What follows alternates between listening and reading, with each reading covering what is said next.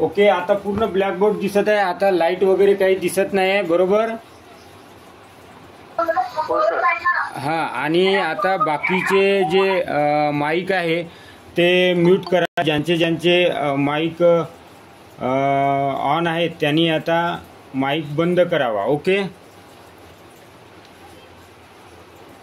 तर आपण शब्दाच्या जाती 8 आपण बघितलं. शब्दाचे जाती म्हणजे शब्दाचे कार्य, त्यापैकी जे विकारी आहेत ते 4 बघितलं. आणि नाम, सर्वनाम, विशेषण आणि क्रियापद हे विकारी आहेत. त्याच्या लिंग, वचन, विभक्तीचा त्यावर परिणाम होतो, त्यामुळे कर्ता बदलला की क्रियापद देखील बदलते, हे आपण बघितलं. त्यासोबतच जे अव्यय आहेत, जे अविकारी आहेत, त्यापैकी क्रियाविशेषण अव्यय आणि शब्दयोगी अव्यय आपण बघितलं. क्रियाविशेषण अव्यय आणि शब्दयोगी अव्यय यामध्ये जे काही आहेत, म्हणजे जे शब्द आहेत ते सारखेच आहे, परंतु त्या वाक्यातील त्याच्या कार्यावरून आपल्याला जात ओळखायची असते. आणि तिसरा जे अविकारी जो अव्यय आहे तो म्हणजे उभयान्वी अव्यय. तर उभयान्वी, उभय म्हणजे 2, उभय म्हणजे 2 आणि अव्यय म्हणजे बदल होत नाही, म्हणजे त्या वाक्यामध्ये कोणताही बदल होत नाही. म्हणजेच 2 किंवा त्यापेक्षा अधिक. उभय या आपण म्हणतो उभयचर प्राणी, म्हणजे जमिनीवर आणि पाण्यामध्ये राहणारा जे प्राणी आहे, जसा बेडूक आहे, आपण उभयचर म्हणतो, म्हणजे जमिनीवरही आणि पाण्यामध्ये देखील. त्याच पद्धतीने उभयान्वी, उभय म्हणजे 2 किंवा 2 पेक्षा अधिक, आणि अन्वय म्हणजे जोडणे, म्हणजे 2 किंवा 2 पेक्षा अधिक जे शब्द आहेत किंवा वाक्य आहेत ते अविकारी शब्दानं जोडलेले जाते. म्हणजे मग आपल्याला या उभयान्वी अव्ययाची व्याख्या काय करता येईल?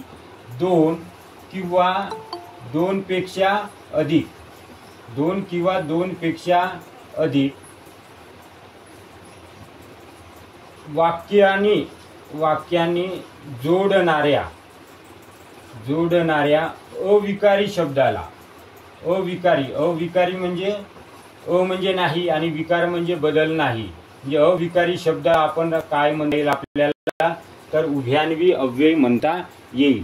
उभयान्वी जे अव्यय आहेत त्याचे मुख्य 2 प्रकार आहेत. एक प्रधानत्व सूचक उभयान्वी अव्यय आणि दुसरं गौणत्व बोधक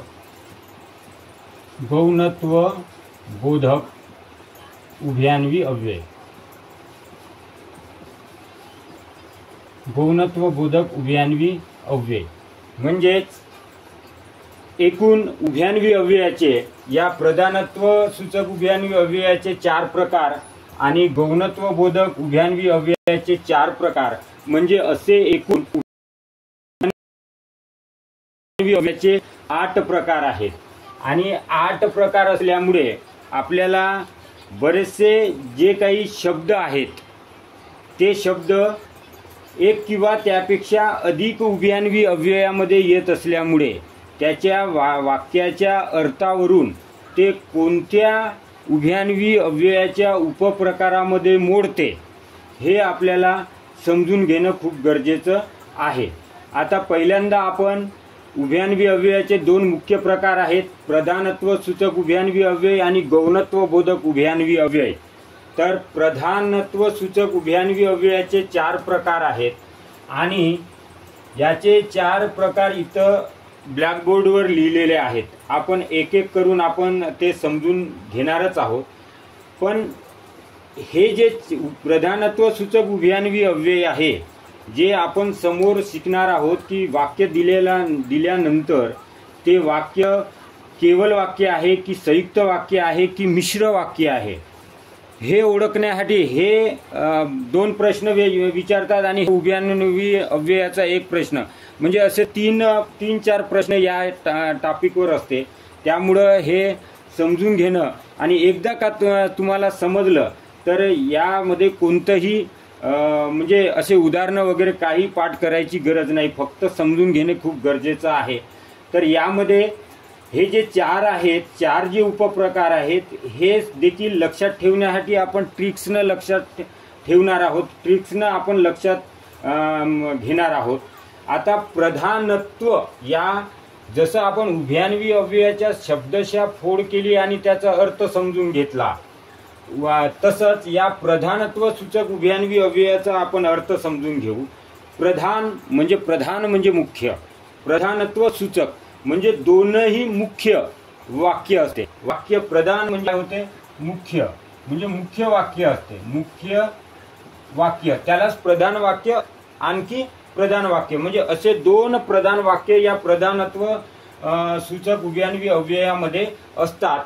आणि ते दोन्हीही प्रधान वाक्य हे या शब्दाने, या खाली दिलेले जे शब्द आहेत त्या शब्दाने जोडल्या जाते. आणि जोडल्या जात असल्यामुळे त्याला प्रधानत्व सूचक उभयान्वी अव्यय म्हणतात. म्हणजे याचं आपल्याला समजून घेण्यासाठी काय करता येईल, पहिल्यांदा दोनही काय असते, वाक्य हे प्रधान असते. प्रधान वाक्य एक प्रधान वाक्य असते, आणखी एक प्रधान वाक्य असते. हे दोन्ही प्रधान वाक्य ज्या शब्दाने जोडल्या जातात त्याला म्हणतात प्रधानत्व सूचक उभयान्वी अव्यय. ओके, म्हणजे त्याच्यामध्ये वाक्य किती दोन असू शकते किंवा दोनपेक्षा अधिक पण असू शकते, म्हणजे पण ते प्रधान राहते, मुख्य वाक्य राहते. बरोबर. तर या प्रधान वाक्य आणि दुसरं एक प्रधान वाक्य हे जे दोन्ही जे प्रधान वाक्य आहेत ज्या शब्दाने जोडल्या जाते ती सर्व वाक्य ही संयुक्त वाक्य असतात. साधारणतः जवळपास 90% ते 95% ते संयुक्त वाक्य असतात. जसं आपण इंग्रजीमध्ये शिकत असताना आपण ओळखत असताना फॅन बॉईज असं लक्षात ठेवतो.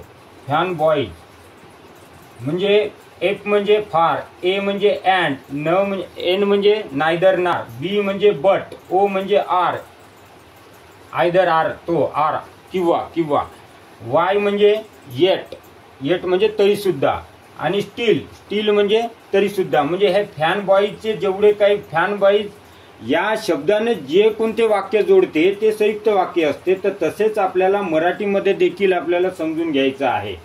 बरोबर. तर मराठीमध्ये आता या प्रधानत्व सूचक उभयान्वी अव्यय जे प्रधान वाक्य आणि दुसरं देखील प्रधान वाक्य असते त्याचे जे 4 प्रकार आहेत, त्याचे किती प्रकार आहेत, 4 प्रकार आहेत. मी 4ही प्रकार इथं लिहून ठेवलेला आहे. पहिला प्रकार आहे समुच्चय बोधक उभयान्वी अव्यय, दुसरा आहे विकल्प बोधक उभयान्वी अव्यय, तिसरा आहे न्यूनत्व बोधक उभयान्वी अव्यय आणि चौथा आहे परिणाम बोधक, परिमाण नाही, परिमाण म्हणजे मोजणे, परिणाम इफेक्ट, परिणाम बोधक उभयान्वी अव्यय. तर हे जेव्हा 4ही प्रकार आपल्याला लक्षात ठेवायचे आहे असेल त्यावेळेस ज्याचं जे आद्य अक्षर आहे आद्य अक्षरावरून आपल्याला लक्षात ठेवायचं आहे सविन्यूप असं लक्षात ठेवायचं. सविन्यूप, स म्हणजे समुच्चय बोधक, वी म्हणजे विकल्प बोधक, न्यू म्हणजे न्यूनत्व बोधक आणि प म्हणजे परिणाम बोधक. तर ही एक ट्रिक्स आहे. हे ट्रिक्स आपण लक्षात ठेवायचे म्हणजे हे 4ही आपल्याला लक्षात राहते. ओके. तर पहिला प्रकार आहे तो समुच्चय बोधक उभयान्वी अव्यय. समुच्चय म्हणजे बेरीज, इथे लिहूनच ठेवलेला आहे. समुच्चय म्हणजे बेरीज किंवा मिलाप. समुच्चय म्हणजे आणखी मिळवणे, मिलाप किंवा मिळविणे असा त्याचा अर्थ होते. मग बेरीज, मिलाप किंवा मिळवणे. आता समुच्चय म्हणजे बेरीज, जसं आपण शब्द योगी शिकलो होतो. शब्द योग म्हणजे जुळणे, तर शब्दाला जुळून येते.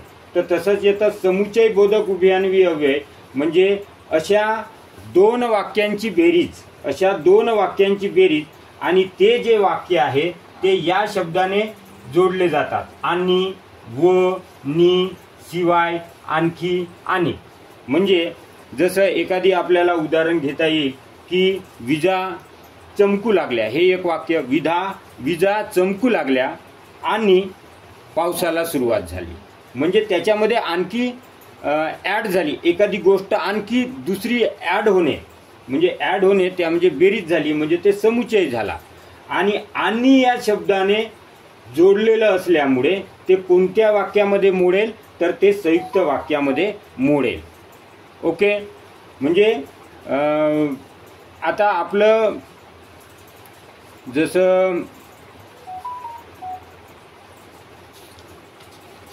म्हणजे आणीचं उदाहरण झालं, किंवा दुसरे आणखी आपल्याला उदाहरण घेता येईल की आता संध्याकाळ होत आली होती आणि आईला घरची ओढ लागली होती. म्हणजे संध्याकाळ होत आली होती हे एक वाक्य, प्रधान वाक्य आहे ते. आणि दुसरं एक प्रधान वाक्य आहे आईला घरची ओढ लागली होती. म्हणजे हे दोन्ही वाक्य आणि या शब्दाने जोडलेले आहेत. म्हणजे आणि हा जर शब्द असेल, जसं इथं इंग्लिशमध्ये आपण लक्षात ठेवत असताना AND अँड हा जेव्हा शब्दने म्हणजे एखाद्या शब्दानं दोन वाक्य जेव्हा आपण जोडतो ते कंपाऊंड सेंटेन्स म्हणतो आपण. संयुक्त वाक्य इंग्लिशमध्ये कंपाऊंड सेंटेन्स आणि मराठीमध्ये संयुक्त वाक्य. तर त्यामुळे आणि, व, नि, शिवाय, आणखी किंवा आणि या शब्दाने जर दोन वाक्य जोडले गेले असतील तर ते या प्रधानत्व सूचक उभयान्वी अव्ययाचा उपप्रकारामधला जो पहिला प्रकार आहे तो समुच्चय बोधक उभयान्वी अव्यय होईल.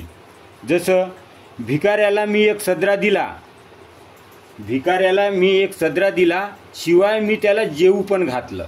म्हणजे भिकाऱ्याला मी एक सदरा दिला म्हणजे एक शर्ट दिला, भिकाऱ्याला एक शर्ट दिला, शिवाय, शिवाय म्हणजे त्याच सोबत आणखी मी पुन्हा काय दिलं, त्याला जेवू पण घातलं.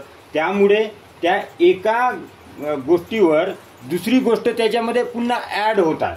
म्हणजे त्यामध्ये हे जर शब्द या शब्दाने आणि, व, नि, शिवाय, आणखी, आणि या शब्दाने जर दोन वाक्य जर जोडत असेल तर त्याला समुच्चय बोधक उभयान्वी अव्यय म्हणतात. ओके. आता आपल्याला आणखी उदाहरण घेता येईल की पिल्याने घरट्याबाहेर मान काढली व किलबिलाट केला. पिल्याने घरट्याबाहेर मान काढली हे एक वाक्य झालं. आणि किंवा व हा शब्द म्हणजे पिल्याने घरट्याबाहेर मान काढली व काय केलं, मग किलबिलाट केला. त्यामुळं ते जे दोन वाक्य आहेत ते दोन वाक्य या व या शब्दानं किंवा नि, शिवाय, आणखी, आणि या शब्दानं जर जोडलेले असतील तर त्याला समुच्चय बोधक उभयान्वी अव्यय म्हणतात. तर सविनय बोधक म्हणजे समुच्चय बोधक उभयान्वी अव्ययामध्ये तुम्हाला आणखी अडचण नसायला हवी असं मला वाटते. पण जरी आणखी जर समजा काही कळलं नसेल तर तुम्ही नंतर विचारू शकता. ठीक आहे. त्यानंतर आपण त्याचा दुसरा उपप्रकार आहे तो म्हणजे विकल्प बोधक उभयान्वी अव्यय. आता विकल्प या शब्दावरूनच याचा अर्थ समजून येईल की आपल्याला विकल्प देत आहे म्हणजे दोन पैकी एक आपल्याला त्यामध्ये निवडायचा आहे. म्हणजे विकल्प या शब्दाचाच अर्थ असा होतो की दोन पैकी एक तुम्ही निवडा. बरोबर आहे. तर त्यामुळे विकल्प बोधक उभयान्वी अव्यय तर असे दोन प्रधान वाक्य असणार आहेत की ते जे दोन प्रधान वाक्य आहेत ते अथवा, किंवा, वा, अगर, की या शब्दाने जर जोडलेले असतील आणि त्यामध्ये विकल्प किंवा पर्याय जर दर्शवलेला असेल तर तो विकल्प बोधक उभयान्वी अव्ययाने होईल. जसं तुला चाय हवं की काफी, तुला चाय हवा की काफी हवा, तुला चाय हवा की काफी, म्हणजे तुला चाय हवा की कॉफी. म्हणजे एक तर चायची तरी निवड करावी लागेल किंवा कॉफीची तरी निवड करावी लागेल. म्हणजे दोन पैकी एक. म्हणजे आणि ते कशानं जोडलेले आहेत, अथवा या शब्दाने जोडलेले आहे. जर दिलेला वाक्य हे किंवा, अथवा, वा, अगर, की या जर शब्दाने जोडलेले असेल दोन प्रधान वाक्य तर त्याला विकल्प बोधक उभयान्वी अव्यय म्हणतात. जसं कुणी निंदा व वंदा. आता येतं वा, कुणी निंदा व वंदा म्हणजे वा म्हणजे त्या विकल्प दिलेला आहे, पर्याय दिलेला आहे दोन पैकी एक. म्हणजे आता देह जाओ अथवा राहो, मग म्हणजे काही होऊन जाओ. म्हणजे त्यापैकी कसं विकल्प दिलेला आहे, पर्याय दिलेला आहे, दोन पैकी एकाची आपल्याला निवड करायची आहे. आणि त्यावेळेस हे जे कीवर्ड्स आहेत, हे जे याला आपण कीवर्ड्सच म्हणू, कारण हे जर कीवर्ड दिसले तर ते एकतर प्रधानत्व सूचक उभयान्वी अव्यय होईल. जर आपल्याला कोणतं वाक्य आहे, संयुक्त वाक्य आहे की मिश्र वाक्य आहे ते जर ओळखायचं राहिलं, जर या इकडचे दिलेले जेवढे काही कीवर्ड्स आहेत ते जर कीवर्ड्स जर आपल्या त्या वाक्यामध्ये दिसले, फक्त त्याला काही अपवाद आहे, ते अपवाद आपण नंतर घेऊच, परंतु जर हे जर कीवर्ड्स जर दिसले तर आपण डोळे झाकून संयुक्त वाक्य आहे किंवा त्या प्रधानत्व सूचक उभयान्वी अव्ययाचा हा उपप्रकार आहे असं आपल्याला समजून येते. ओके. आता जे तिसरा जे या प्रधानत्व सूचक उभयान्वी अव्ययाचा जो तिसरा उपप्रकार आहे तो न्यूनत्व बोधक उभयान्वी अव्यय. आता न्यूनत्व या शब्दाचा जर शब्दशः जरी अर्थ आपण पकडला, शब्दशः जरी अर्थ आपण याचा घेतला तर त्याचा अर्थ असा होतो की कमीपणा, काहीतरी उणीव आहे, काहीतरी कमतरता आहे. म्हणजे सर्व काही बरोबर आहे परंतु काहीतरी काय आहे, कमतरता आहे. आणि असे दोन वाक्य आहेत आणि त्या दोन वाक्यामध्ये एक मात्र कमतरता दिसून येत आहे.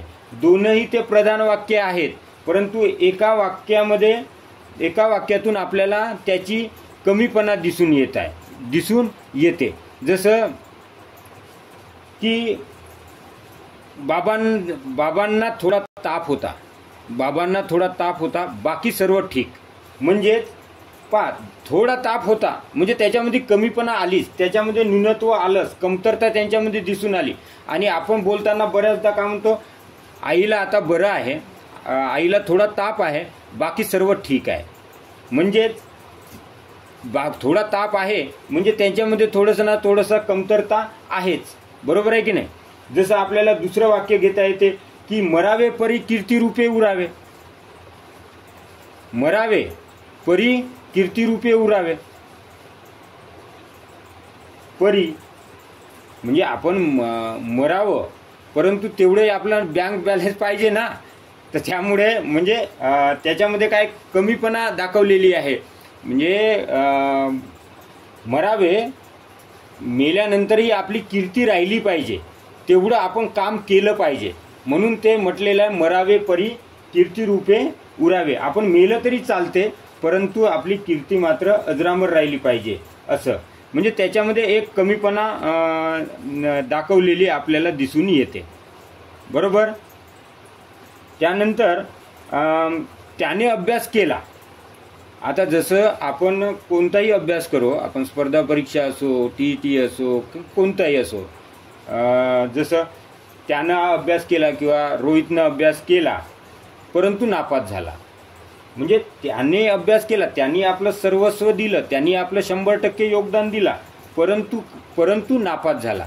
आता या परंतु हे जे काही शब्द आहेत, पण, परंतु, परी, बाकी, हे शब्द त्या वाक्यामध्ये त्यांची कमीपणा, उणीव किंवा कमतरता दाखवते.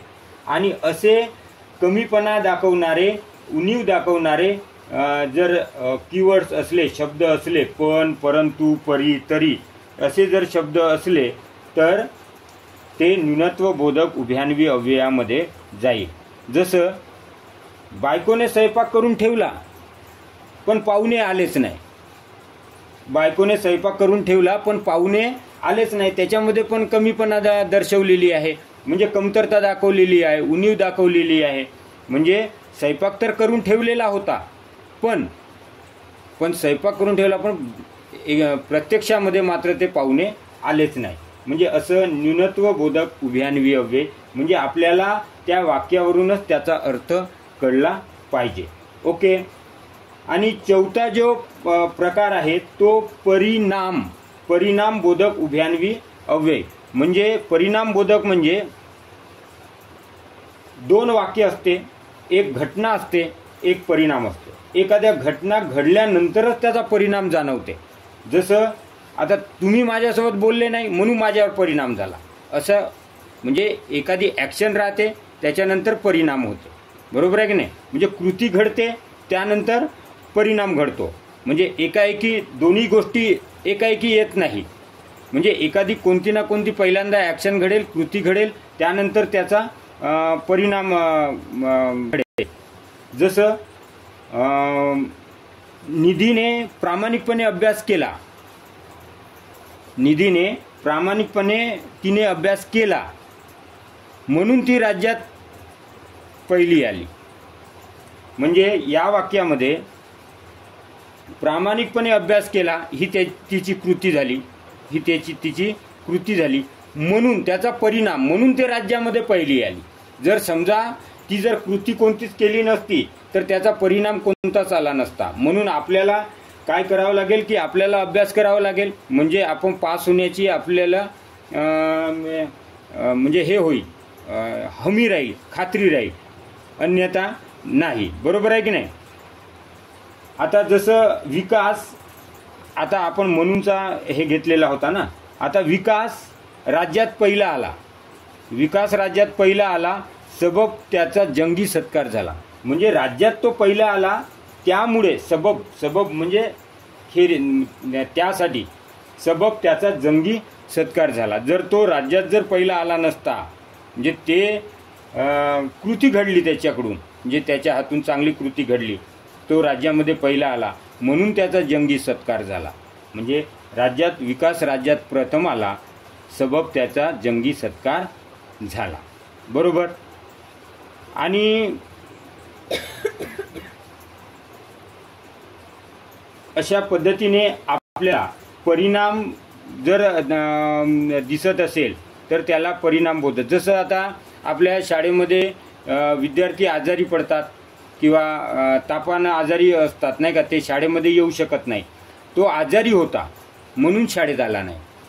काय दाखवते, त्याचा परिणाम दाखवते. कारण की तो आजारी होता, ती त्याची कृती झाली म्हणून तो काय आला नाही, शाळेत आला नाही. त्याचा परिणाम झाला, कारण की तो आजारी असल्यामुळे तो शाळेत येऊ शकला नाही. त्यामुळे परिणामबोधक उभयान्वी अव्यय. जसं म्हणून, सबब, यास्तव, याकरिता असे जर शब्द कीवर्ड्समध्ये झाले आणि त्याचा ॲक्शन, कृती आणि परिणाम जर दिसत असेल तर आपण त्याला परिणामबोधक उभयान्वी अव्यय म्हणतो. आणि जे आणि, व, नि शिवाय, आणखी, आणिक, अथवा, किंवा, वा, अगर, की, पण, परंतु, परी, बाकी, म्हणून, सबब, यास्तव, याकरिता या सर्व कीवर्ड्सनं जर दोन शब्द, दोनही प्रधान वाक्य जर जोडत असेल तर ते वाक्य संयुक्त वाक्य किंवा कंपाऊंड सेंटेन्स म्हणायचं. आणि याचे जे प्रधानत्व सूचक उभयान्वी अव्ययाचे जे चारही प्रकार आहेत ते लक्षात ठेवण्यासाठी आपल्याला सविन उप लक्षात ठेवायचे. आणि त्याचे जे कीवर्ड्स आहे, ज्या शब्दाने त्याचा मिलाप होतो किंवा दोन्ही वाक्य जोडतात, ते देखील आपल्याला माहीत ठेवणे गरजेचं आहे. तेव्हाच आपण संयुक्त वाक्य किंवा प्रधानत्व सूचक उभयान्वी अव्यय आपण ओळखू शकतो. आणि त्या प्रधानत्व सूचक उभयान्वी अव्ययाचे उपप्रकार देखील आपण ओळखू शकतो. जर याविषयी जर काही अडचण असेल तर तुम्ही मला विचारा, नाहीतर मी इकडे उदाहरणं लिहून तुम्हाला सांगायला लावणार आहे मी. त्यामुळे तुम्ही थोडंसं विचारा, म्हणजे जे लिहून घ्या. आणि जर काही समजलं नसेल, कळलं नसेल तर तुम्ही विचारू शकता. ओके. आपला माईक ऑन करायचा आणि विचारायचं.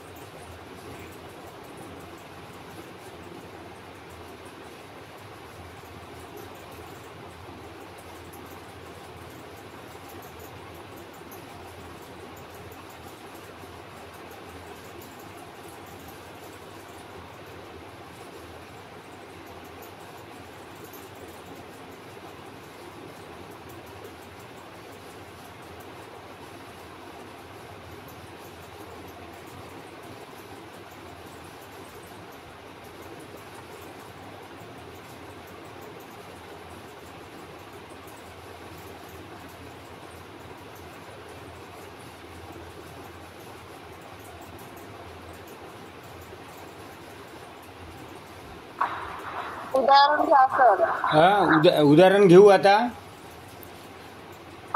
हो. Okay okay okay. तर बघा, रामूने काठी घेतली व कुत्र्याला मारले. रामूने काठी घेतली व कुत्र्याला मारले हा उभयान्वी अव्ययाचा कोणता प्रकार आहे? उपप्रकार. समुच्चय बोधक. समुच्चय बोधक. कारण की ते व लागलाय त्याला. हा, व हे जे हा जो शब्द आहे, हा जो कीवर्ड्स आहे, तो समुच्चय बोधक असल्यामुळे तो समुच्चय बोधक उभयान्वी अव्यय आहे. अगदी बरोबर. आता मी किंवा माझे वडील या कागदावर सह्या करतील. विकल्पबोधक. मी किंवा माझे वडील या कागदावर सह्या करतील म्हणजे दोघांपैकी एक म्हणजे पर्याय दिलेला असल्यामुळे ते विकल्पमध्ये जाईल. बरोबर. तर देह जाओ अथवा राहो.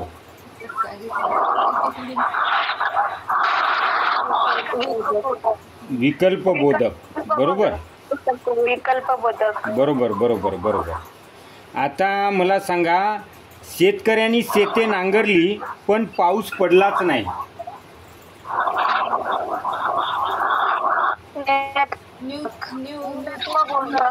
न्यूनत्वबोधक. बरोबर बरोबर. कारण पण, परंतु, परी, बाकी हे जर शब्दाने जर दोन वाक्य जोडलेले असेल तर ते न्यूनत्वबोधक राहील. तुम्ही त्याचा अपमान केला याकरिता तो तुमच्याकडे येत नाही. परिणामबोधक. परिणामबोधक. आता मला सांगा, ते वाक्य केवल वाक्य आहे की संयुक्त वाक्य आहे की मिश्र वाक्य आहे? मी ते वाक्य बोलतो. मधूने उत्तम भाषण केले म्हणून त्याला बक्षीस मिळाले. संयुक्त. संयुक्त वाक्य. संयुक्त वाक्य. कारण सांगू शकाल का? संयुक्त वाक्य असण्याचं कारण सांगू शकाल? कारण की पहिल्या वाक्याचा याचा दुसऱ्यावर परिणाम झालेला आहे. अच्छा अच्छा. बरोबर बरोबर बरोबर बरोबर. अगदी बरोबर. तर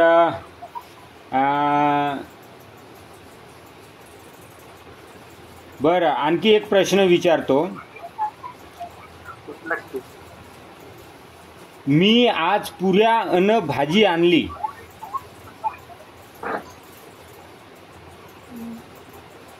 मी आज पुऱ्या अन भजी आणली. हा, कोणता उभयान्वी अव्ययाचा कोणता प्रकार आहे? मी आज. समुच्चय बोधक. Good good good good. बढिया बढिया. तर अशा पद्धतीने तुम्हाला प्रधान सूचक उभयान्वी अव्ययाचे जे 4 प्रकार आहेत त्याचे 4ही प्रकार, उपप्रकार आपण बघितले आणि तुम्हाला समजले असं मी समजतो. ओके. तर त्यानंतर आता जे गौणत्व बोधक उभयान्वी अव्यय आहे ते आता समजून घ्या. बाकीच्यांचे जे जर हे माईक जर ऑन असेल तर त्यांनी ते थोडं बंद करावे. ओके. आणि म्हणजे आवाज क्लिअर तुम्हाला यावा हा त्यामागचा उद्देश. ओके. आता बघा, गौणत्व बोधक उभयान्वी अव्यय. गौणत्व म्हणजे याच्यामध्ये या गौणत्व बोधक उभयान्वी अव्ययाचे जेवढे काही प्रकार आहेत ते सर्व मिश्र वाक्यामध्ये मोडते. कोणत्या वाक्यामध्ये? मिश्र वाक्य. कारण आपण जेव्हा वाक्याचे प्रकार शिकणार, जर तुम्हाला चांगल्या पद्धतीने कळलं तर संयुक्त आणि मिश्र समजूनच जाईल. मग केवल वाक्यामध्ये काय? केवल वाक्य म्हणजे एक प्रकारचं विधान वाक्य आहे. त्याच्यामध्ये एक वाक्य आणि एक क्रियापद जर राहिलं तर ते केवल वाक्य म्हणते, म्हणजे ते समजून जाते. बरोबर आहे की नाही? तर गौणत्व बोधक उभयान्वी अव्ययांचे जे काही कीवर्ड्स आहेत, ज्या शब्दानं ते 2 वाक्य जोडल्या जाते, तर ते सर्व मिश्र वाक्य असते. ओके. तर गौणत्व बोधक उभयान्वी अव्ययाचे देखील 4 प्रकार आहेत, 4 उपप्रकार आहेत. तर त्याच्यामधला पहिला जो प्रकार आहे तो स्वरूपबोधक आणि स्वरूपबोधक उभयान्वी अव्यय. त्याचे पहिलेच उद्देशबोधक लिहिलं असं म्हणजे सांगायला ट्रिक चांगली झाली काय ना. तर स्वरूपबोधक उभयान्वी अव्यय म्हणजे या जे हे जे हा जो पहिला प्रकार आहे याच्यामध्ये स्वरूप सांगितलेलं असते आणि गौणत्व बोधक उभयान्वी अव्ययामध्ये एक प्रधान वाक्य असते म्हणजे एक मुख्य वाक्य असते, एक प्रधान वाक्य असते. जेव्हा आपण इंग्लिशमध्ये मेन क्लास आणि सबऑर्डिनेट क्लास शिकतो ना, तर त्या पद्धतीने म्हणजे एक प्रधान वाक्य असते आणि एक गौण वाक्य असते. म्हणजे 5-10 वर्षाच्या पूर्वी आपल्याला वाक्य दिलेलं असायचं आणि त्यामधलं मेन क्लॉज आणि सबऑर्डिनेट क्लॉज म्हणजे प्रधान वाक्य आणि गौण वाक्य कोणतं हे ओळखायला सांगायचं. परंतु आता मात्र प्रश्न विचारण्याची पद्धतच बदललेली आहे, त्यामुळे तसा प्रश्न विचारला जात नाही, पण कधी कधी विचारू शकते. त्यामुळे वाक्य असलं तर त्याच्यामध्ये प्रधान वाक्य कोणतं आहे आणि गौण वाक्य कोणतं आहे हे आपल्याला ओळखता आलं पाहिजे. आणि या वाक्यामध्ये एक प्रधान वाक्य असते आणि एक गौण वाक्य असते, बरोबर. तर याची देखील आपल्याला ट्रिक्स नंतर आपण पाहूच. आपण चारही प्रकार शिकल्यानंतर यामध्ये स्वरूपबोधक हा पहिला प्रकार आहे. याच्यावर स्वरूप म्हणजे काय? स्वरूप म्हणजे स्पष्टीकरण. स्वरूप म्हणजे काय? शब्दशः आपण अर्थ घ्यायचा. कधीही आपलं ग्रामर शिकत असताना मग कोणतंही असो, मराठीचं असो का कोणतंही असो किंवा इंग्लिशचं असो, शब्दशः त्याचा अर्थ आपण पहिल्यांदा समजून घ्यायचं. स्वरूप म्हणजे स्पष्टीकरण किंवा खुलासा म्हणजे एखादी जे दोन वाक्य दिलेले असते ते दोन वाक्य ज्या वाक्याने जोडते त्या एका वाक्यामध्ये खुलासा सांगितलेला असतो. जसं 1 किलोमीटर म्हणजे 1000 मीटर. आता याच्यामध्ये उदाहरण पण आपल्याला घेता येईल. जसं 1 किलोमीटर म्हणजे 1 किलोमीटर म्हणजे 1000 मीटर, बरोबर आहे. म्हणजे या वाक्यामध्ये अशा प्रकारच्या वाक्यामध्ये एक प्रधान वाक्य असते आणि एक गौण वाक्य असते, बरोबर आहे. आता मी इथं उदाहरण लिहूनच घेतो. म्हणजे 1 किलोमीटर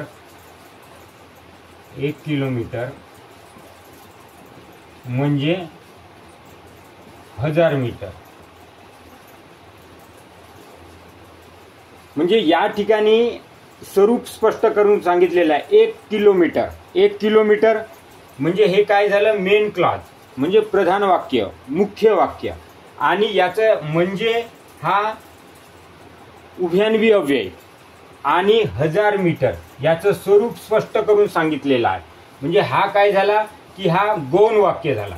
या गौण वाक्याचा म्हणजे या प्रधान वाक्याचं हा गौण वाक्य पूर्ण करत आहे या शब्दाने.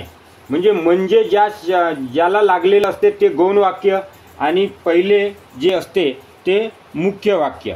जसं तो म्हणाला की मी हरलो. तो म्हणाला की मी हरलो. की हा शब्द म्हणजे या स्वरूपबोधक उभयान्वी अव्ययामध्ये जसं की म्हणजे की म्हणून असे जर स्वरूप किंवा स्पष्टीकरण किंवा खुलासा स्पष्ट असेल त्यावेळेस त्याला स्वरूपबोधक उभयान्वी अव्यय म्हणायचं. तर स्वरूपबोधक उभयान्वी अव्ययाचे जे काही उदाहरण आहे जसं 1 किलोमीटर म्हणजे 1000 मीटर किंवा 1 रुपया म्हणजे 100 पैसे. म्हणजे पहिलं जे वाक्य असते ते म्हणजे मेन क्लॉज म्हणजे मुख्य वाक्य, प्रधान वाक्य आणि त्याच्यानंतरचं म्हणजे ते गौण वाक्य राहील. तर हे झालं स्वरूपबोधक उभयान्वी अव्यय. ओके. म्हणजे की म्हणून. आता बऱ्याचदा म्हणून हा जो शब्द आहे ना तो मिश्र वाक्यामध्ये येतो आणि संयुक्त वाक्यामध्ये येतो. आणि केव्हा हे करायचं त्या शब्दाचा नंतर मग मी तुम्हाला फोड करून आणखी सांगतो मग ते. पण ते वाक्याच्या अर्थावरून ते गौणत्व बोधक उभयान्वी अव्ययामध्ये येते की प्रधानत्व सूचक उभयान्वी अव्ययामध्ये येते, हे वाक्याच्या अर्थावरून आपल्याला समजून घ्यायचं आहे. ओके. आता दुसरा प्रकार जे आहे तो कारणबोधक.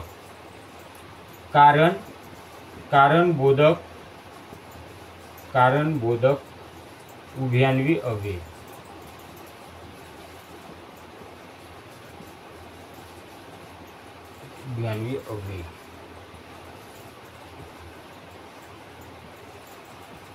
फळ्यावरचं जे लिहिलेलं ब्लॅकबोर्डवरचं लिहिलेलं दिसत आहे ना सर,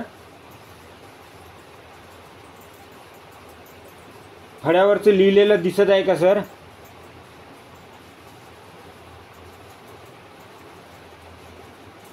हॅलो. हां. तर म्हणजे कारणबोधक उभयान्वी अव्यय म्हणजे पहिल्यांदा कोणती ना कोणती घटना घडते आणि त्या घटना घडण्यासाठी काही ना काही कारण असते. बरोबर आहे का नाही?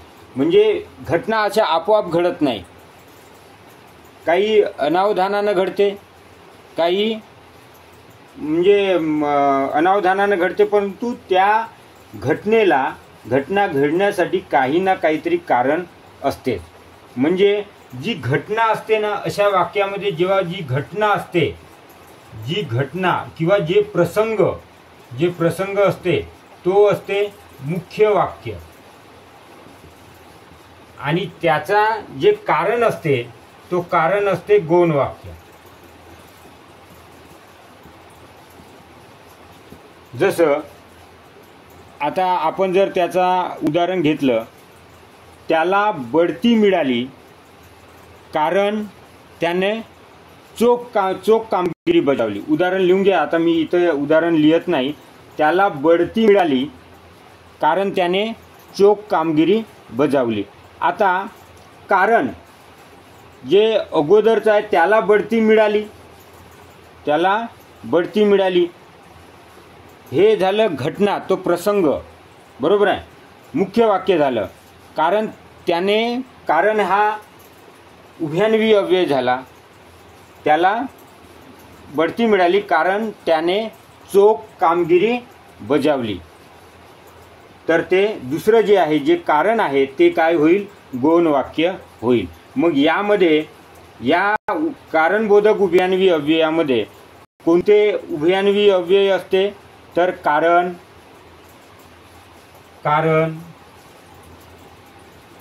का, की हे जे शब्द कारण, का, की असे जे कीवर्ड्स आहेत, या कीवर्ड्सने जर ते दोन वाक्य म्हणजे एक प्रधान वाक्य आणि एक गौण वाक्य जर जोडत असेल आणि त्याच्यामधून जोडत असेल तर ते कारणबोधक उभयान्वी अव्यय आहे. आणि या शब्दाने जोडलेले सर्व वाक्य हे कोणत्या वाक्यामध्ये मोडते? तर मिश्र वाक्यामध्ये मोडते. ओके. आता तिसरा जो प्रकार आहे तो म्हणजे संकेतबोधक. संकेतबोधक हा अगदी सोपा आहे. संकेतबोधक जर तर म्हणजे जर तुम्ही आले तर आम्ही जाऊ, जर तुम्ही आले तर आम्ही जाऊ, जर, तर, जरी, तरी अशा शब्दाने जर उभयान्वी अव्ययाने जर दोन वाक्य जर जोडत असेल तर त्याला संकेतबोधक उभयान्वी अव्यय म्हणतात. तर यामध्ये मग गौण वाक्य कोणतं न प्रधान वाक्य कोणतं? तर जरचे जे वाक्य असते, म्हणजे जरचे जे वाक्य असते ते गौण वाक्य असते. येथे लिहूनच घेतो मी. जरचे वाक्य गौण आणि तरचे वाक्य हे प्रधान असते. म्हणजे जर अभ्यास केला तर पास व्हाल, जर अभ्यास केला तर पास व्हाल. म्हणजे जरचं जे जरपासून सुरुवात होणारं जे वाक्य आहे, जर अभ्यास केला हे काय होईल? गौण वाक्य होईल. तर पास होशील किंवा पास व्हाल हे काय झालं? मुख्य वाक्य झालं. कारण पास होणे हे मुख्य वाक्य. जर अभ्यास केला तर, जर अभ्यासच नाही केला तर मात्र पास होणार नाही. म्हणून यामध्ये जी अट टाकलेली आहे, संकेत म्हणजे काय? एक प्रकारची अट आहे. म्हणजे अट, जर तर म्हणजे हे अट असते. आणि जर अशा अटींच्या जर वाक्य असेल तर ते संकेतबोधक उभयान्वी अव्ययामध्ये जाईल. आणि आपल्याला ते जर तरचे बरेचसे वाक्य माहीतच आहे. आणि जर तर न असलं किंवा जे चकाकते ते सोने नसते, नाही का, असे जे काही वाक्य आहे ते सर्व मिश्र वाक्यामध्ये जाईल. म्हणजे हे जे गौणत्वबोधक उभयान्वी अव्ययाचे जे चारही प्रकार आहेत, त्या चारही प्रकाराचे जे उभयान्वी अव्यय आहेत, जे अव्यय आहेत, जे कीवर्ड्स आहेत, त्या वाक्याने जर जोडत असेल तर ते मिश्र वाक्यामध्ये जाईल, मिश्र वाक्यामध्ये मोडेल. ओके. त्यानंतर कोणता राहिला? उद्देशबोधक. उद्देशबोधक. आता चौथा जो प्रकार आहे तो म्हणजे उद्देशबोधक. उद्देशबोधक उभयान्वी अव्यय. उद्देशबोधक उभयान्वी अव्यय. आता उद्देश म्हणजे एक प्रकारचा उद्देश, याला आपण काय म्हणू शकतो? हेतू किंवा उद्देश. म्हणजे यामध्ये जे कीवर्ड्स आहेत, म्हणून, यास्तव,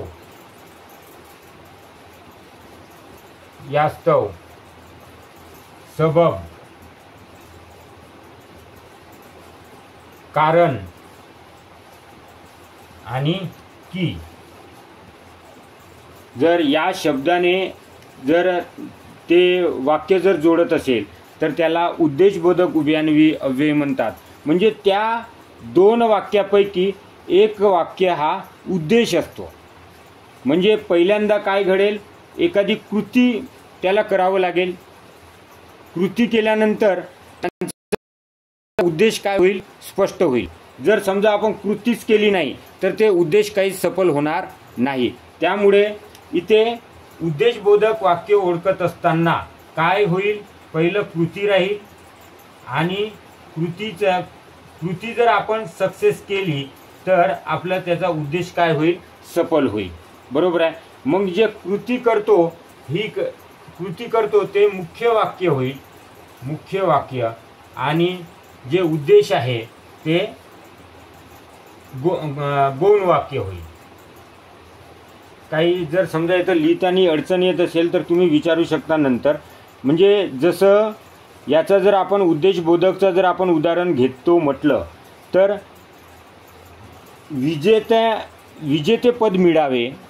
विजेतेपद मिळावे यास्तव त्यांनी खूप प्रयत्न केले. आता जी कृती आहे, विजेतेपद मिळावे यास्तव त्यांनी खूप प्रयत्न केले. आता या वाक्यामध्ये कृती आहे आणि उद्देश पण आहे. बरोबर आहे. तर हे यास्तव त्यांनी खूप प्रयत्न केले हे गौण वाक्य आहे. आणि विजेतेपद मिळावे हे मुख्य वाक्य आहे. तर अशा जेव्हा वाक्यातून कृती किंवा उद्देश सफल व्हावा यासाठी म्हणून जी कृती केली जाते ते उद्देशबोधक उभयान्वी अव्ययामध्ये जाते. आणि ते कोणत्या शब्दांनी जोडले जाते? म्हणून, यास्तव, सबब, कारण, की या शब्दाने जोडली जाते. आणि या चारही प्रकारचे जे उपप्रकार आहेत तर त्यांनी जोडलेली जेवढी काही वाक्य आहेत ते सर्व मिश्र वाक्यामध्ये मोडते.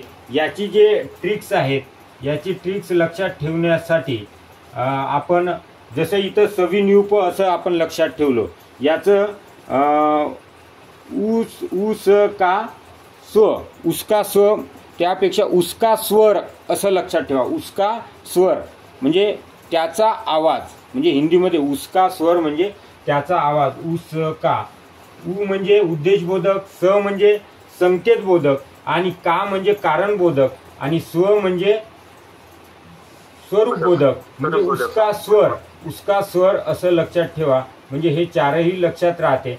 आणि त्याचे जे काही कीवर्ड्स आहेत, त्याचे जे काही अव्यय आहेत, म्हणजे जे जोडणारे, दोन्ही वाक्यांना जे जोडणारे आहेत ते लक्षात ठेवायचे. आता हे जर समजलं असेल तर जे काही शब्द एकापेक्षा अनेक उभयान्वी अव्ययामध्ये, जसं म्हणून किंवा म्हणजे किंवा की किंवा कारण की, असे काही जे शब्द आहेत ते परिणामबोधकमध्ये येतात, उद्देशबोधकमध्ये येतात, कारणबोधकमध्ये येतात. तर ते कसे ओळखायचे ते मी सांगणार आहोत. जर यामध्ये जर काही अडचण असेल तर तुम्ही विचारू शकता. या गौणत्व बोधक उभयान्वी अव्ययाचे 4 प्रकार आहेत. उसका स्वर, स्वरूपबोधक उभयान्वी अव्यय पहिला, कारणबोधक उभयान्वी अव्यय, तिसरा संकेतबोधक उभयान्वी अव्यय आणि चौथा उद्देशबोधक उभयान्वी अव्यय. जर यामध्ये जर काही नसेल समजलं तर विचारू शकता. नाहीतर मी प्रश्न म्हणजे वाक्य बोलणार आहे, ते वाक्य कोणत्या याच्यामध्ये मोडते ते तुम्हाला सांगायचं आहे. ओके.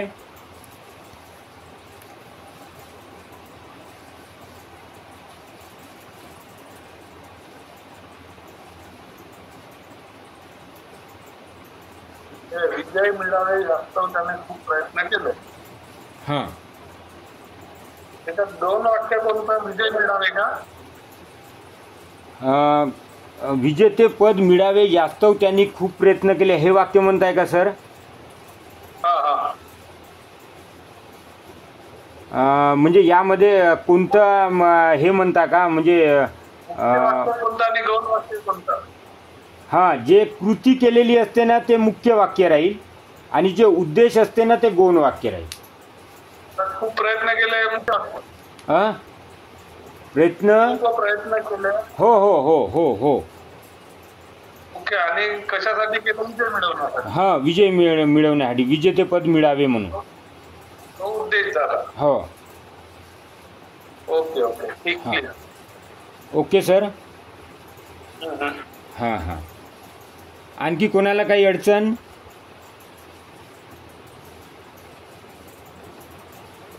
आता बघा की कधी कधी काय होते, एकच अव्यय राहते, प्रकार त्याचे मात्र वेगवेगळे राहते, पण आपल्याला त्याच्या अर्थावरून तो कोणत्या उभयान्वी अव्ययामध्ये येते हे आपल्याला ओळखायचे आहे.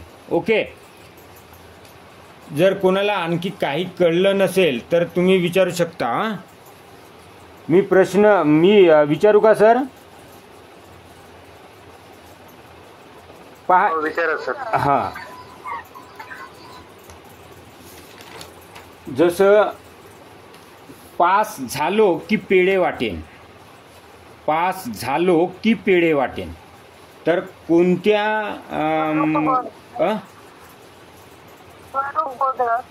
का म्हटले?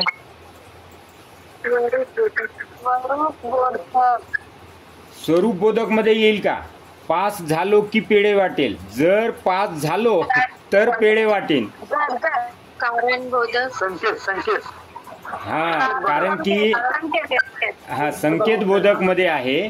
कारण की पास झालो की पेढे वाटेन म्हणजे त्यामध्ये जर तरचं हे वाक्य अदृश्य आहे. तुम्ही त्या वाक्याला जर तर लावून पहा, बरोबर तंतोतंत बसते. पास झालो की पेढे वाटीन, जर पास झालो तर पेढे वाटीन. म्हणजे तिथं की आहे, की हा कीवर्ड्स आहे, परंतु त्याचा म्हणजे संकेत दाखवलेला आहे, अट दाखवलेली आहे. पास झालो तर मी पेढे वाटीन, नाही जर नाही वाटणार. म्हणून ते संकेत बोधक उभयान्वी अव्यय आहे. ओके. हां, दुसरा प्रश्न. संभाजीराजे म्हणून शिवाजी राजेस एक म्हणजे संभाजीराजे म्हणून शिवाजी राजेस एक पुत्र होते. उद्देशबोधक. उद्देश आहे का त्याच्यामध्ये? त्याच्यामध्ये कृती केली आहे का? त्याच्यामध्ये स्पष्टीकरण केलं आहे, खुलासा केलेला आहे. तर स्पष्टीकरण किंवा खुलासा केलेला राहील म्हणजे ते समजावून सांगितलेलं आहे. संभाजीराजे म्हणून शिवाजीराजेचे एक पुत्र होते. संभाजीराजे म्हणून शिवाजीराजेचे एक पुत्र होते. तर ते कोणतं राहील? स्वरूप बोधक राहील. कोणतं राहील? स्वरूप बोधक. बरोबर बरोबर. भारत सामना जिंकला कारण खेळाडूने चांगल्या धावा केल्या. कारण बोधक. कारण त्याच्यामध्ये कारण असतं. हा. गुरुजी म्हणाले की पृथ्वी गोल आहे. गुरुजी म्हणाले की पृथ्वी गोल आहे.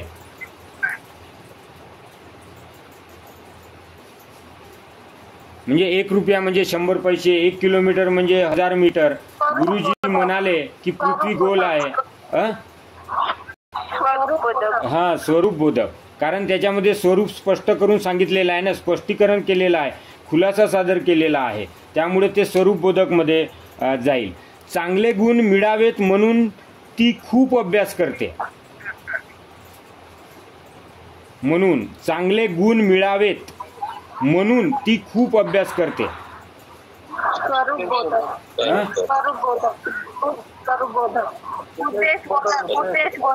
हा, उद्देश बोधक. कारण की तिच्या त्या याच्यामध्ये उद्देश ठरवलेला आहे. कारण की तिचा उद्देश कोणता आहे का? चांगले गुण मिळणे, चांगले गुण मिळावे हे हा तिचा उद्देश आहे. त्यामुळे ती खूप अभ्यास करते. त्यामुळे ते उद्देश बोधक मध्ये जाईल. ओके.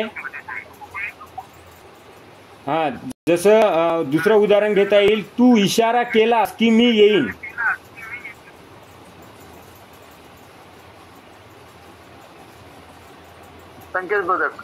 संकेत बोधक आहे. अगदी बरोबर. हा, जर तू इशारा केलीस म्हणजे केलास, तू इशारा केलास की मी नक्की येईन. त्याला शिक्षा झाली कारण त्याने चोरी केली. कारण बोधक. ओके. हा, तर हे फळ्यावरचं नाही का, तुम्ही जर तुम्हाला स्पष्ट दिसत असेल तर तुम्ही लिहून घ्या. नाही तर याचे स्क्रीनशॉट जर काढता येत असेल तर स्क्रीनशॉट घेऊन घ्या. आता नाहीतर मी पुसणार आहे ते. ओके.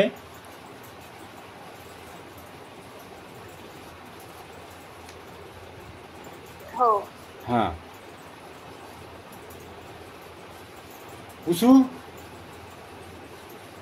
पुसू का?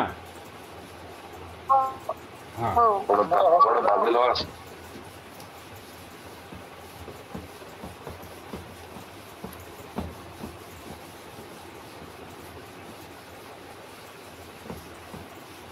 आता इकडे थोडंसं लक्ष द्या. जेव्हा एखाद्या म्हणजे एकच अव्यय ते वेगवेगळ्या उभयान्वी अव्ययामध्ये येते, तर ते ओळखायचं कसं की ते मिश्र वाक्य आहे का संयुक्त वाक्य आहे. जर समजा म्हणून हाच नाही का वेगवेगळ्या याच्यामध्ये येतो म्हणून, तर याच्या ओळखण्यासाठी एक ट्रिक्स म्हणजे अशी आहे की जेव्हा केव्हा हा म्हणून वाक्यामध्ये येईल, तेव्हा जेव्हा केव्हा वाक्यामध्ये म्हणून हा शब्द येईल तेव्हा त्याच्या तीन वाक्य असणार आहे. जेव्हा खुलासा असेल, स्पष्टीकरण असेल तर तो स्वरूप बोधक मध्ये राहील. बरोबर. उद्देश असेल तर कशामध्ये येईल? उद्देश असेल तरी उद्देश बोधक मध्ये येईल. बरोबर आहे की नाही? हेतू, उद्देश म्हणजे जर त्याचा हेतू असेल एखादी काही म्हणजेच उद्देश असेल तर ते उद्देश बोधक मध्ये येईल. बरोबर आहे. उद्देश बोधक मध्ये येईल. जर स्वरूप बोधक आणि उद्देश बोधक जर असेल तर ते वाक्य राहील मिश्र वाक्य. ओके.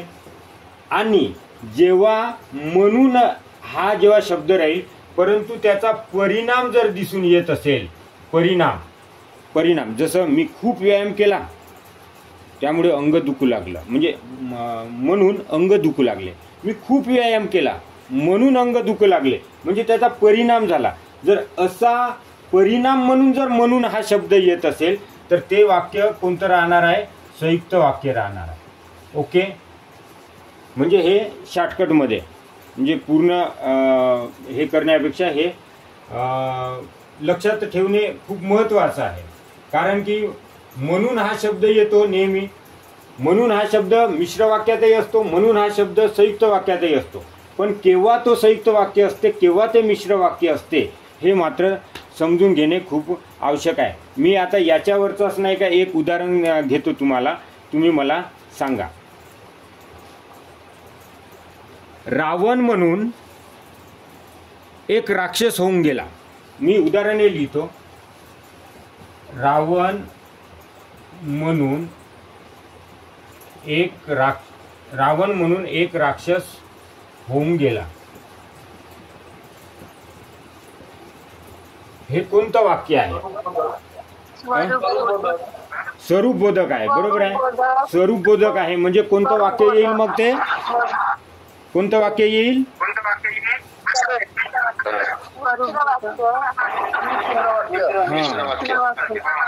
बरोबर. आता मी दुसरं वाक्य लिहितो. त्याला ताप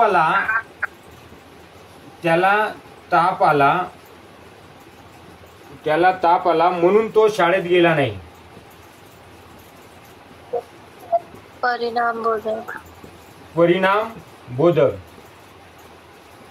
बोधक. तर ते कोणतं वाक्य होईल मग? संयुक्त होईल का मिश्र होईल? संयुक्त. व्हेरी गुड, बरोबर. म्हणजे रावण म्हणून एक राक्षस होऊन गेला हे मिश्र वाक्य होईल, आणि हे कोणतं वाक्य होईल? संयुक्त वाक्य होईल. कारण की म्हणून हा इथं काय सादर केलेला आहे? खुलासा केलेला आहे, स्वरूप त्याचं स्पष्ट केलेलं आहे. इथं म्हणून जे आहे तो परिणाम दर्शवत आहे, म्हणून तो संयुक्त वाक्य आहे. तिसरं वाक्य आपण घेऊया की आमचे शरीर सुदृढ व्हावे. कोणाचं तरी माईक चालू आहे. आमचे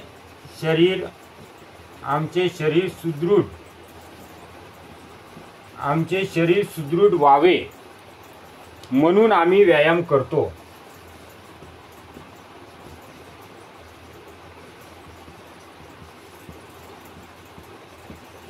कोणतं वाक्य राहील? आमचे शरीर सुदृढ व्हावे म्हणून. हा, याच्यामध्ये काय आहे? उद्देश आहे, हेतू आहे. कशा आहे? आमचं शरीर सुदृढ राहिलं पाहिजे, निरोगी राहिलं पाहिजे, हा उद्देश आहे. त्यामुळे आम्ही व्यायाम करतो. म्हणजे हे काय आहे? हे कोणतं वाक्य होईल? मिश्र वाक्य होईल. ओके, समजलं? हा, हे लिहून घ्या, हे लिहून ठेवा. ओके, हा, लिहिलं असेल तर पुसतो मी. झोपली का ग?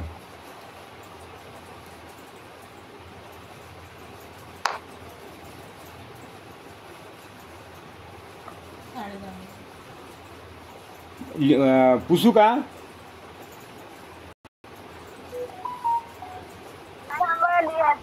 हा, लिया.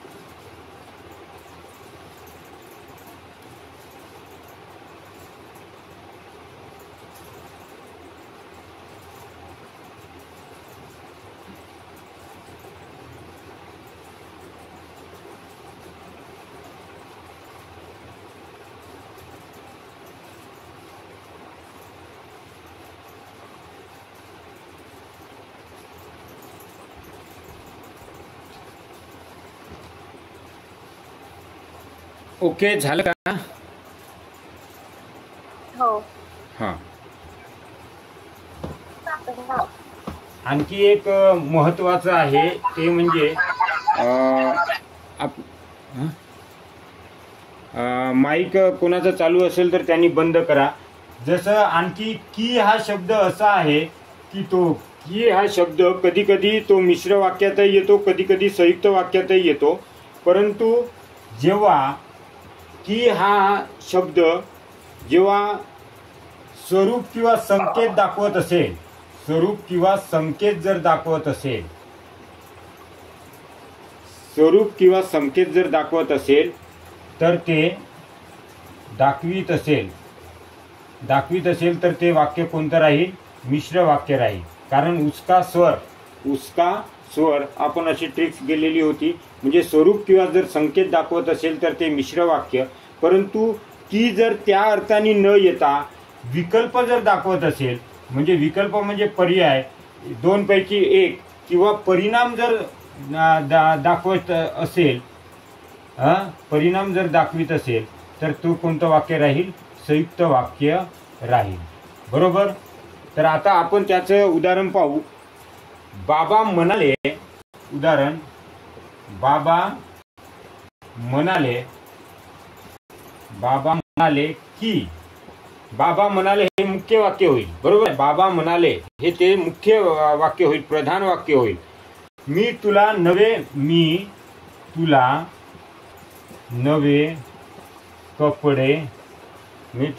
कपडे घेईन. बाबा म्हणाले की हा जो शब्द आहे की मी तुला नवे कपडे घेईन.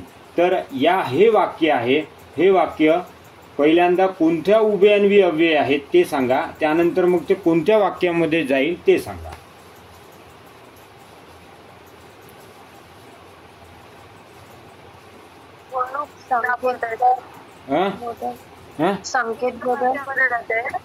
संकेत मोदक मध्ये कसं जाईल? जर तर आहे का इथं?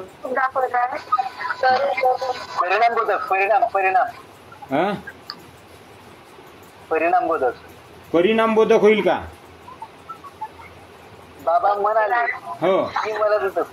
पहिल्या वाक्यात जे घडलं ते दुसऱ्या याच्यात परिणाम होता ना. नाही, बाबा म्हणाले की म्हणजे बाबा म्हणाले हे मुख्य वाक्य आहे. बरोबर आहे. की मी तुला नवे कपडे घेईन म्हणजे जसं गुरुजी म्हणाले की पृथ्वी गोल आहे, त्याच्यामध्ये काय दाखवलेलं होतं? स्वरूप दाखवलं होतं. मग स्वरूप जर दाखवत असेल तर कोणतं वाक्य राहील? मिश्र वाक्य राहील. हा.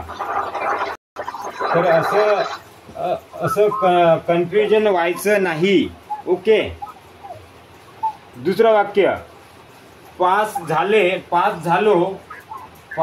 झालो की मी पेढे वाटेन. कोणतं वाक्य आहे? संकेत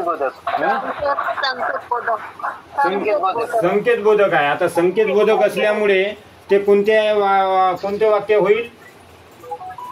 मिश्र. बरोबर.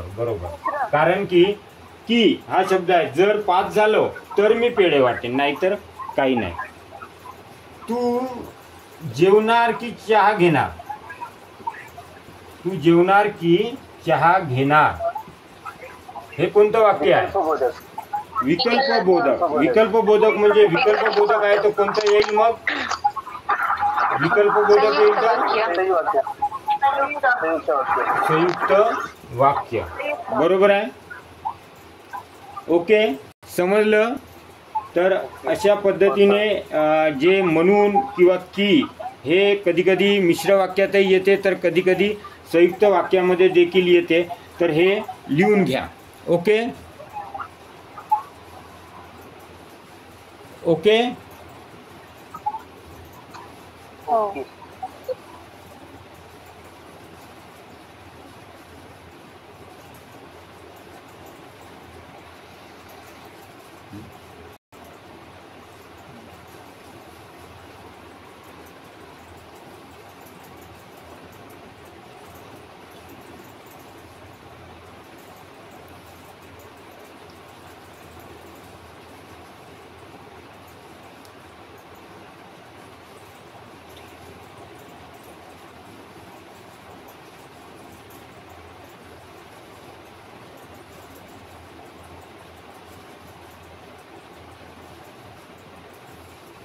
चला, अशा पद्धतीने आज आपण आपल्या या दिवसाची एंड करूया.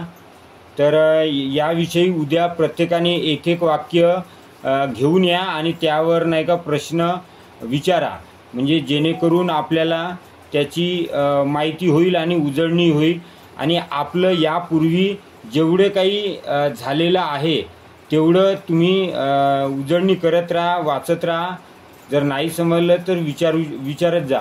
आपल्या ग्रुपवरही जरी टाकले तरी कोणी ना कोणी उत्तर आपण देतोच, बरोबर.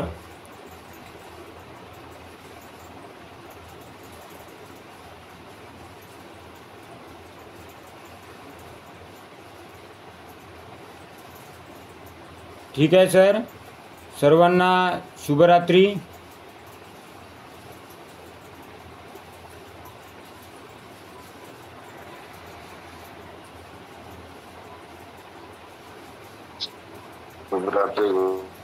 शुभरात्री. शुभरात्री.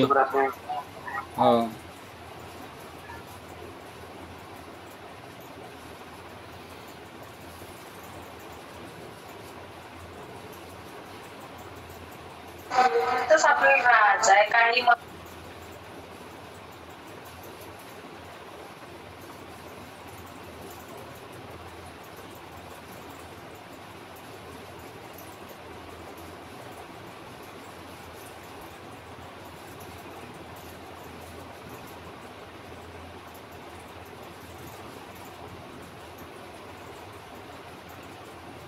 Okay, good night, sir. Good night. Good night.